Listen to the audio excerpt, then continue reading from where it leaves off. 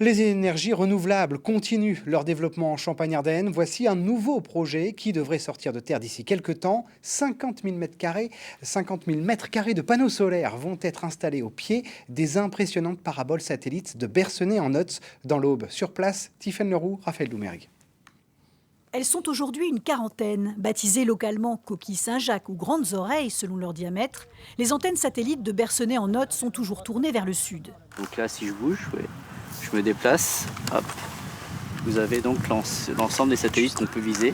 Dans cette cuvette du Pays d'Otz, choisie en 1978, car elle est abritée d'autres ondes électromagnétiques, les antennes du téléport d'Orange seront bientôt voisines de panneaux solaires. Ça va consister en 50 000 mètres carrés de panneaux solaires. Un panneau solaire, c'est 2 mètres carrés, donc ça fera 25 000 panneaux. L'opérateur s'est associé à l'investisseur Réservoir Sun pour créer sa première ferme solaire française.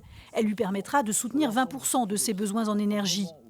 Orange prévoit une division de sa facture énergétique par 2 et une amélioration de son bilan carbone. Si on avait 100% de notre mix énergétique qui était nucléaire, peut-être que la question ne se poserait pas. Mais actuellement, on est à peu près à 70%.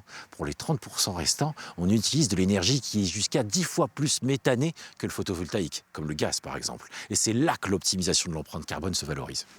Même si les matériels sont moins consommateurs d'énergie qu'avant, les besoins du site sont toujours importants. Avec en moyenne une antenne de plus par an, le site reste complémentaire des câbles sous-marins et des technologies terrestres. Il y a toujours de gros besoins parce qu'on a des sites isolés, on a des clients avec des sites isolés qui n'auront pas la connexion filaire, la fibre, maintenant tout le monde connaît la fibre. Et nous, on doit leur apporter un réseau. Et c'est souvent aussi des sites qui peuvent être en situation d'urgence, en situation de précarité. Selon Orange, le téléport de Bercenay-en-Otz reste stratégique. Il y a 1 an et demi, on a passé une des plus hautes certifications qui existent dans cet univers-là. Aujourd'hui, on annonce la création de cette ferme solaire et on vient de dire que c'est une pérennité de 10-20 ans, voire plus.